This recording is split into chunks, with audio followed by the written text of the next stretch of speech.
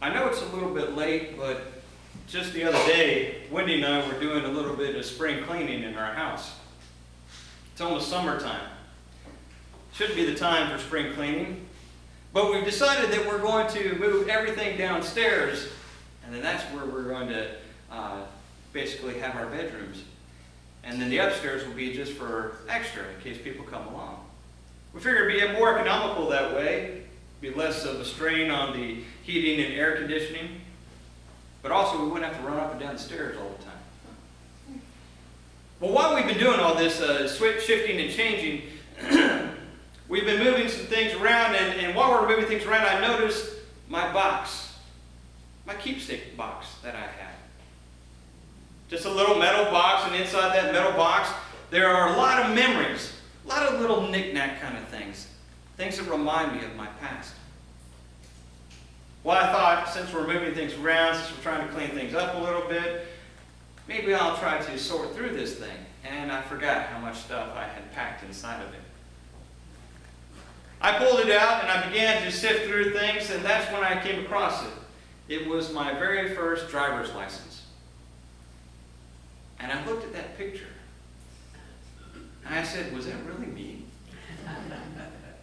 Wait. Yeah. Well, I looked at that boy in the picture and I thought how different I was back then. How shy and awkward. Without a clue of who I'd become or what I'd be called to do. You know, as I thought back on that young boy I once was, I remembered how just last week I was reading the story of the stoning of Stephen, the first martyr of Christian faith. And in that story, we are introduced to a young man who holds people's cloaks while they stone Stephen. Somebody's calling to find out who it is. It was Saul. Saul was the young man. Well, we encounter that person again in our story this morning from the Acts of the Apostles. But he's changed a lot from that person we were introduced to long before. In fact, his name has changed. He's no longer Saul, but he calls himself Paul. And no longer does he persecute Christians, but now he's become one of their greatest supporters. In fact, he boldly goes out and he speaks about all these things that he once persecuted and pushed down and tried to squash.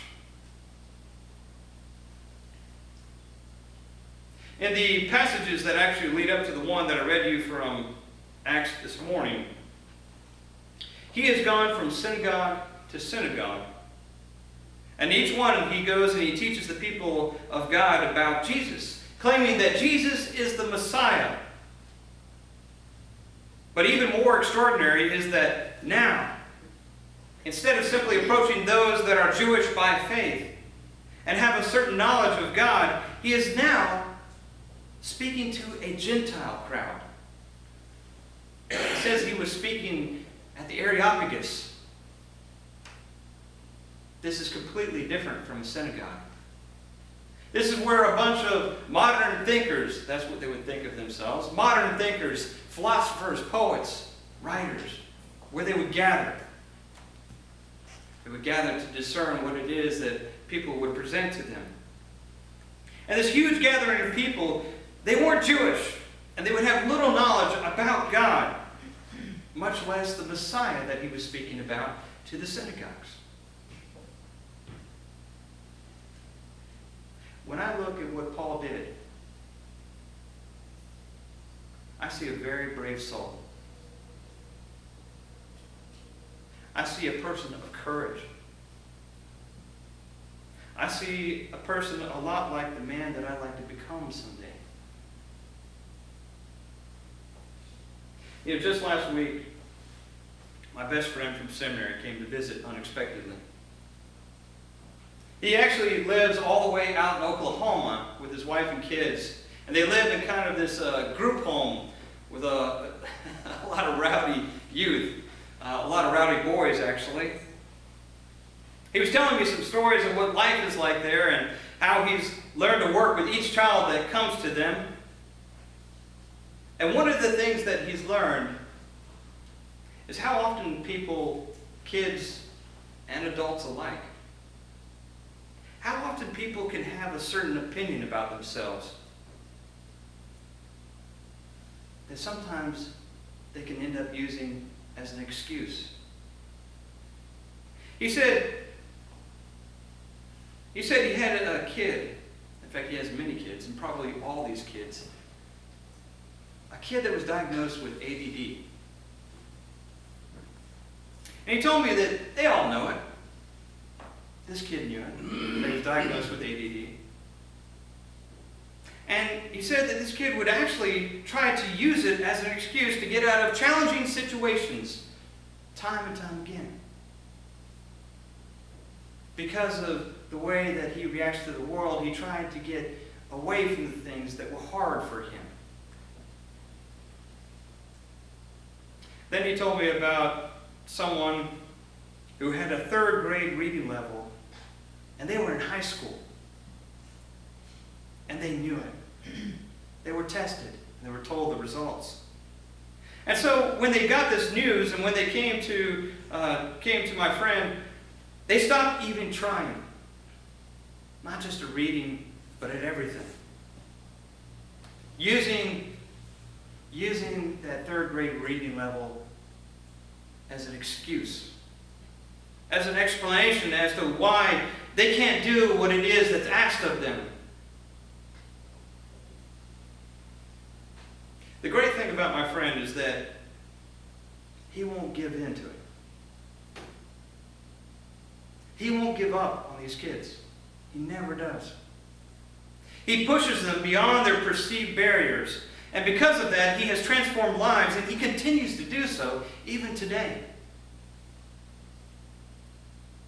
I mention this because when I talk about Paul being courageous, it's not because he didn't have challenges of his own.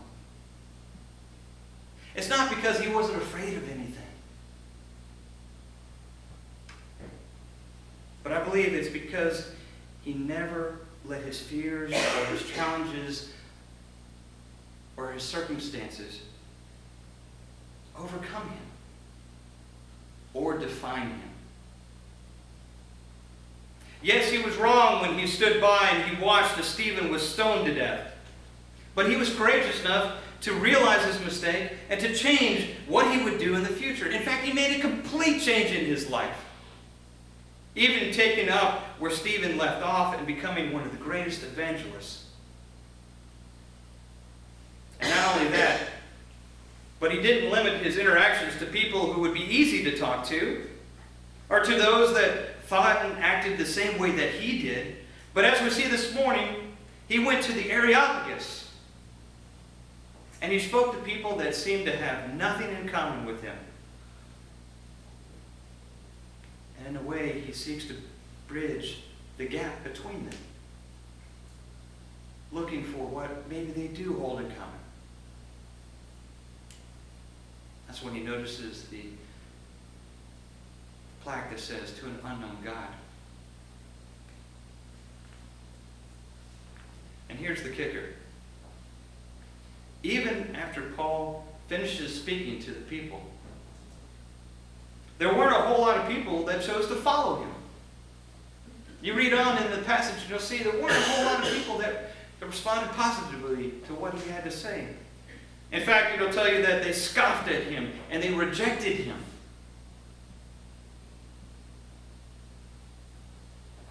What I find interesting is that this wasn't the first time that he had been rejected.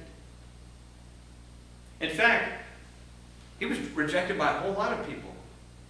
And in the 2 towns that he was in before he came to this place, he had a lot of rejection there as well.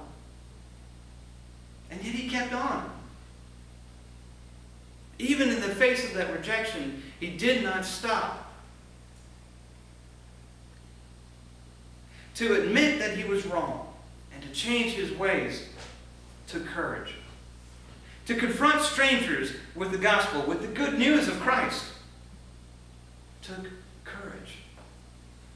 And to do so, and to not let the rejection get him down, had to have taken courage again and again in his ministry. I'm reminded that this is Memorial Day, and not just because of the shirt that Mark is wearing. This is Memorial Day weekend, and tomorrow there's going to be a lot of people that are going to remember this country, those that have defended us, those that have died for us in the line of duty. We're asked to reflect on their courage and the price that was paid for our freedom. But as I reflect on their courage, I begin to think that there's actually more than one kind of courage. There's the courage to do great and grand gestures in life, like Harriet Tubman, who led slaves to freedom in the Underground Railroad, or like Martin Luther King Jr., who stood up for equal rights, or like the police and the firefighters and the citizens who rushed into those buildings on 9/11 to save the lives of others, or even Mother Teresa, who lived among the poorest of the poor and helped them to thrive and to learn and to grow. These acts and similar acts, they demand a great deal of courage. These people, and many more like them, have put themselves in harm's way in order to do what is right. But as I was telling you, I believe that there is more than one kind of courage. I believe there's also ordinary acts of courage, where courage is needed in order to face the emotional fears that all of us have. That's really what fears are. It's an emotion. It's an emotion that keeps us from certain places, from doing certain things.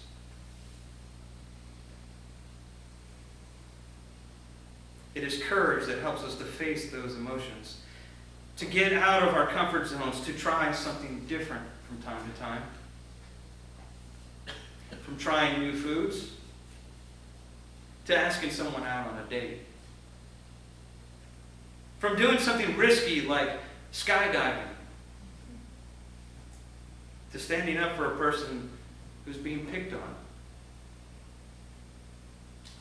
It's like being afraid to speak in public because of the words and their power to keep things from escalating, or because certain words are needed. They need to be heard. That we have the courage to learn to speak,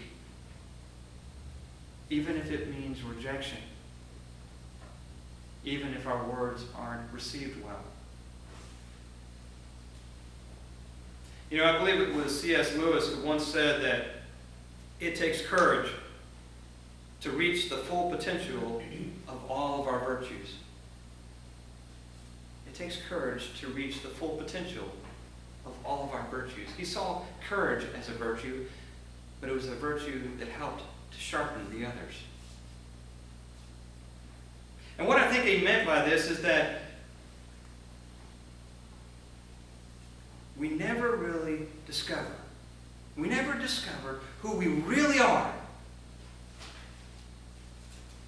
without courage. We never discover what we are truly capable of, what we're truly able to do without courage. Without courage, we are dominated by our fears. And we identify ourselves by our weaknesses and our afflictions.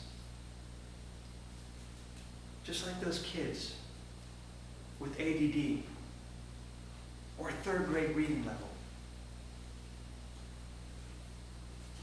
You know, I find myself wondering, what would happen to each of us if we made the commitment this day to overcome our fears? What if we made that one of our chief priorities in our life, to overcome our fears instead of being overcome by them? What would happen? What would happen to your relationships? Would there be a change in the way that you interact in public places, in the grocery store, and who you would interact with? Would your routine change? More importantly, what would happen to this church? What would happen in what you do for the church, at the church, as the church, in the world? On this Memorial Day weekend, I invite you to reflect on the courage that people have shown you and the sacrifices that have been made for you.